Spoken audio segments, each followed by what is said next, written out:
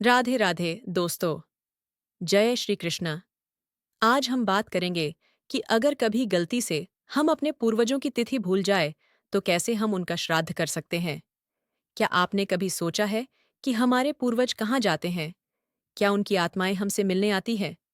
क्या सचमुच ऐसा कोई समय होता है जब हमारे पितृ स्वयं धरती पर उतरते हैं और हमसे आशीर्वाद लेने की प्रतीक्षा करते हैं?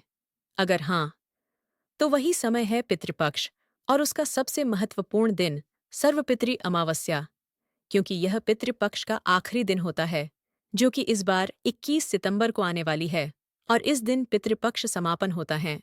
आज हम विस्तार से जानेंगे कि अगर भूल से हम अपने पितरों का श्राद्ध भूल गए हैं तो हमें कैसे और क्या करना है, और अगर तिथि भूल गए तो किस दिन हमें यह करना है।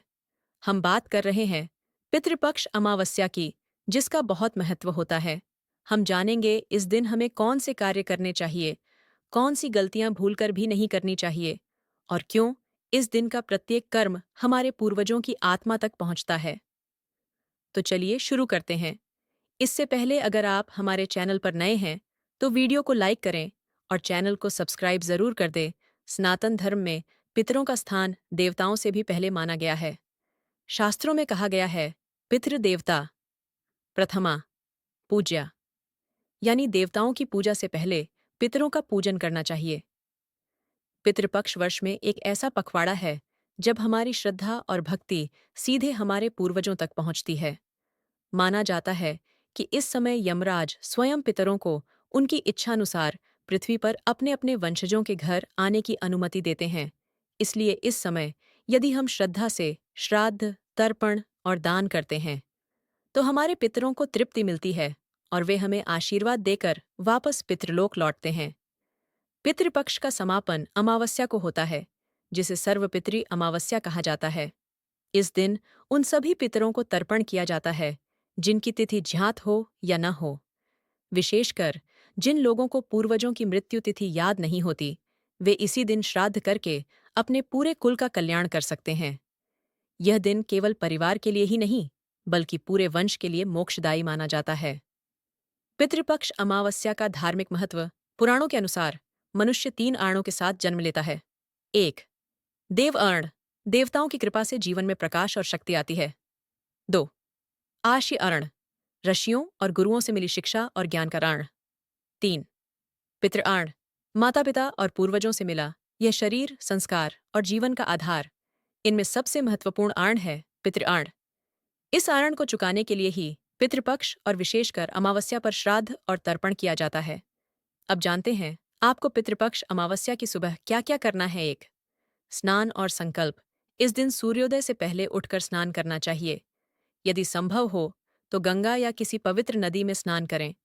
स्नान के बाद कुशा, तिल और जल लेकर संकल्प करें, मैं अपने पितरों को तृप्त करने के लिए यह तर्पण श्राद्ध कर रही हूँ। 2. पितरों का स्मरण। संकल्प के समय अपने पितरों के नाम याद करें। यदि नाम याद न हो तो केवल सर्व पितृदेवताभ्य नमः बोलकर उन्हें याद करें। 3. दक्षिण दिशा की ओर मुख करना। पितृलोक की दिशा दक्षिण मानी जाती है, इसलिए तर्पण और पिंडदान दक्षिण दिशा की ओर मुख करके करना चाहिए। अब श्राद्ध करने की विधि जानते हैं। 1. तर्पण विधि। सबसे पहले एक स्वच्छ आसन पर दक्षिण दिशा की ओर मुख करके बैठें। तांबे या पीतल के पात्र में स्वच्छ जल भरें, उसमें तिल, कुशा और फूल डालें। अब 3 बार जल अर्पित करें और मंत्र बोलें, पितृभ्यः स्वधा नमः। हर अर्घ्य के साथ अपने पितरों का स्मरण करें। 2. पिंडदान विधि। पके हुए चावल, जौ का आटा, तिल और शहद मिलाकर छोटे छोटे गोलाकार पिंड बनाएं। इन पिंडों को कुशा पर रखकर दक्षिण दिशा में अर्पित करें। मान्यता है कि पिंड पितरों के लिए अन्न का प्रतीक है, इससे वे तृप्त होकर आशीर्वाद देते हैं। 3. श्राद्ध भोज। श्राद्ध भोज में सात्विक भोजन होना चाहिए। भोजन में नमक और मिर्च कम से कम रखें। पहले ब्राह्मण, साधु संत या गरीब को भोजन कराएं। भोजन के बाद दक्षिणा देकर सम्मानपूर्वक विदा करें। पितृपक्ष की एक पौराणिक कथा भी है। 1. कर्ण की कथा। महाभारत में कथा आती है कि दानवीर कर्ण जब स्वर्ग पहुंचे तो वहां उन्हें स्वर्ण और रत्नों से बने भोजन मिले। उन्होंने देवताओं से पूछा, मुझे अन्न क्यों नहीं दिया जा रहा? देवताओं ने कहा, पृथ्वी पर जीवन रहते समय तुमने हमेशा सोना और दान तो किया, लेकिन कभी अपने पितरों के लिए अन्नदान नहीं किया, इसलिए यहाँ तुम्हें अन्न नहीं मिल सकता। कर्ण ने विनती की तो उन्हें 15 दिनों के लिए धरती पर लौटने की अनुमति मिली। उन्होंने अपने पितरों की आत्मा की शांति के लिए अन्न, जल और दान दिए। तभी से पितृपक्ष की परंपरा चली। पितृपक्ष अमावस्या के दिन की विशेष बातें। ईंट दीपदान। इस दिन पीपल या तुलसी के नीचे दीपक जलाने से पितरों को प्रकाश मिलता है। 2. कौवा भोजन। पितरों का प्रतीक कौवा माना जाता है।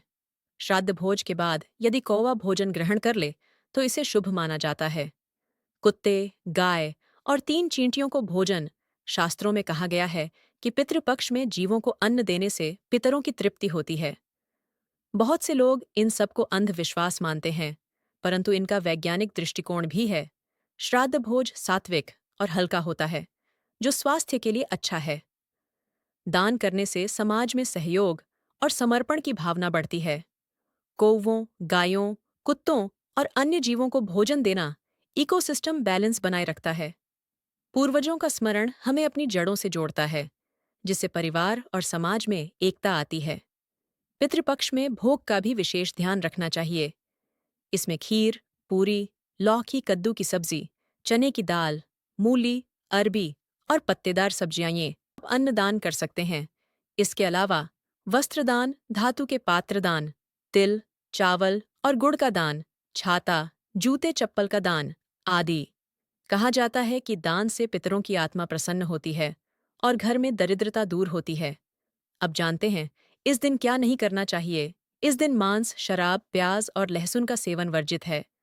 चिगड़ा, क्रोध और अपशब्दों से बचना चाहिए।